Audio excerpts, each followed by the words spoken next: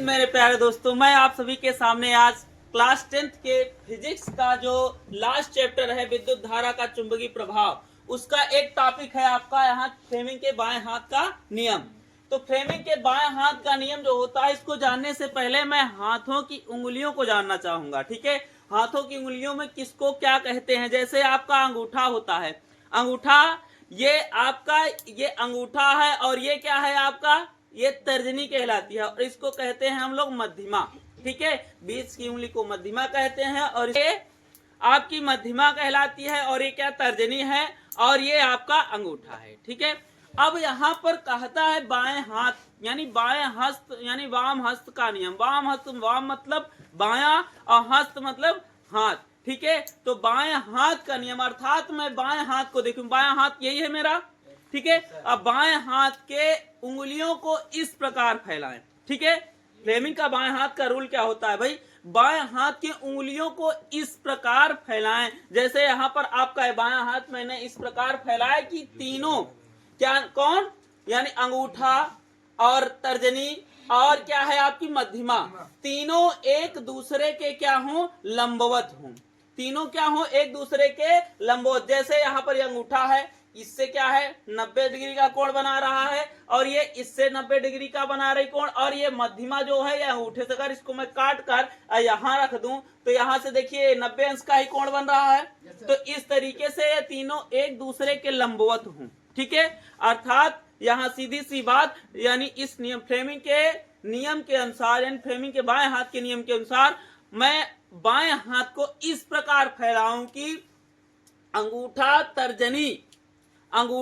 तर्जनी तथा मध्यमा तीनों एक दूसरे के लंबवत हो, तीनों एक दूसरे के लंबवत हो। और जो मध्यमा होती है, ठीक है, और जो क्या होती है मध्यमा, ये आपकी, ठीक है, मध्यमा किसको व्यक्त करे भाई, यानी जो मध्यमा होती है विद्युत धारा की दिशा को व्यक्त करती है। और ये किसको व्यक्त करती है, तर्जनी आपकी चुंबकीय क्षेत्र को भी को व्यक्त करती है। और ये अंगूठा, तब ये अंगूठा क्या करता है, आपके चुंबकीय बल की दिशा को व्यक्त करता है। अर्थात यहाँ पर देखिएगा, यदि तर्जनी चुंबकीय क्षेत्र की दिशा और मध्यमा आपकी विद्युत धारा की दिशा को व्यक्त करती हो और अंगूठा क्या हो, आपका चुंबकीय बल की दिशा को व्यक्त करता हो।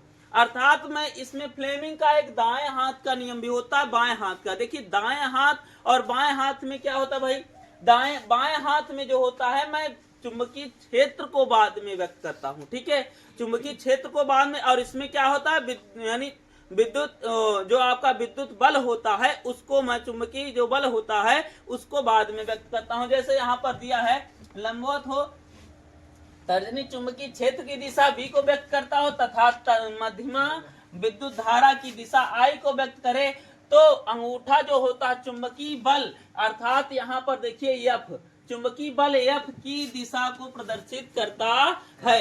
यहाँ पर देख लीजिएगा, जैसे इस प्रकार यहाँ पर देख लीजिएगा भाई साहब, आपका ये तीन चीज है। ठीक है, ये आपका इसके लंबवत यहाँ 90 डिग्री का कोण बना रहा हो और ये आपका है। ठीक है, ये तीनों एक दूसरे के लंबवत, अर्थात एक ये आपका चुंबकीय बल की दिशा को व्यक्त करता है, एक आपकी चुंबकीय बल को की दिशा को व्यक्त करता है, चुंबकीय क्षेत्र की दिशा को व्यक्त करता है, और एक व्यक्त करता है आपकी विद्युत धारा की दिशा को व्यक्त करेगा। ठीक है, अर्थात तीनों एक दूसरे के ऐसे ही लंबवत होते हैं, ये इसके लंबवत है, ये इसके लंबवत है। तो यहाँ पर मैं यानी किसी चुंबकीय बल की दिशा को व्यक्त जानने के लिए, यानी फ्लेमिंग के बाएं हाथ का नियम अगर पूछा जाए, कभी क्वेश्चन किया जाए कि फ्लेमिंग के बाएं हाथ का नियम किस लिए, ना किस कार्य के लिए उपयोग किया जाता है या किसके लिए लिखा जाता है, तो हम लोग कहेंगे चुंबकीय बल की दिशा को ज्ञात करने के लिए। किसको, चुंबकीय बल की दिशा को ज्ञात करने के लिए फ्लेमिंग के बाएं हाथ का नियम यानी लिखा जाता है। ठीक है, इस प्रकार ये आपका फ्लेमिंग के बाएं हाथ का नियम है। इसको आप लोग स्क्रीनशॉट कर लीजिए या आप लोग नोट कर लीजिए। ठीक है, ये हुआ फ्लेमिंग के बाएं हाथ का नियम। चलिए अब हम लोग देखते हैं दाएं हाथ का नियम। ठीक है, दाएं हाथ के हथेली का नियम, अर्थात यहाँ देखिएगा दाएं हाथ में क्या होता है भाई, दाएं हाथ की मैं उंगलियों को, जो दाहिना हाथ होता है आप देखिएगा, दाहिने हाथ की उंगलियों को मैं इस प्रकार फैलाऊं। ठीक है, दाहिने हाथ की उंगलियों को इस प्रकार, यानी जो अंगूठा, तर्जनी और मध्यमा होती है, ठीक है, दाएं हाथ की उंगली यानी अंगूठा, मध्यमा और मध्यमा तर्जनी को इस प्रकार फैलाऊं कि तीनों एक दूसरे के लंबवत हों, तीनों परस्पर एक दूसरे को लंबवत हों। तब यहां पर देखिए, जो आपका अंगूठा होता, अंगूठा चुंबकीय बल F की दिशा तथा मध्यमा चुंबकीय बल चुंबकीय विद्युत धारा की दिशा को व्यक्त करे, तो आपकी तर्जनी जो होती है, तर्जनी यानी तर्जनी चुंबकीय क्षेत्र की दिशा को व्यक्त करेगी।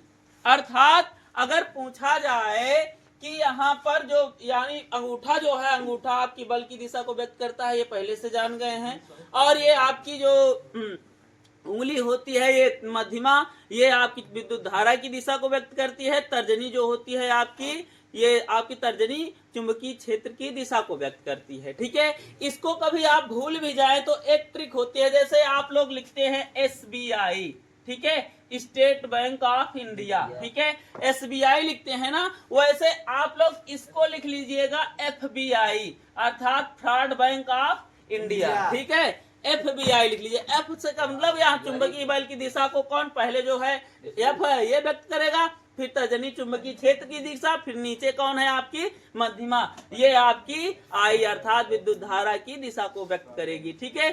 अब यहाँ देखिएगा, अगर इससे पूछा जाए कि जो आपका यहाँ पर फ्लेमिंग के दाएं हाथ का नियम होता है, इसके द्वारा मैं किसको ज्ञात करता हूँ, किसको पता करता हूँ, फ्लेमिंग के दाएं हाथ के हथेली के नियम के द्वारा किसको ज्ञात करता हूँ, तो सीधी सी बात होती है भाई, हम क्या ज्ञात करते हैं, यहाँ चुंबकीय यानी तर्जनी द्वारा चुंबकीय क्षेत्र की दिशा को ज्ञात करते हैं, ठीक है, किसकी, चुंबकीय क्षेत्र की जो दिशा होती है इसको ज्ञात करते हैं, जो चुंबकीय क्षेत्र की दिशा होती है। अर्थात इनसे यही क्वेश्चन आ सकता है आपका बहुविकल्पी में कि बाएं हाथ वो दाएं हाथ के हथेली के नियम से मैं किस यानी किसको ज्ञात कर सकता हूँ, किसको ज्ञात करता हूँ, तो सीधी सी बात चुंबकीय क्षेत्र की दिशा को ज्ञात करता हूँ, ठीक है।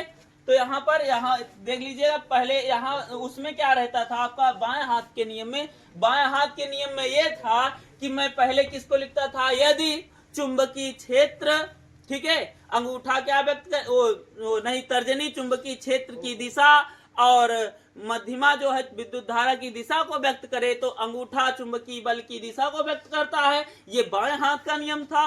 और आपके दाएं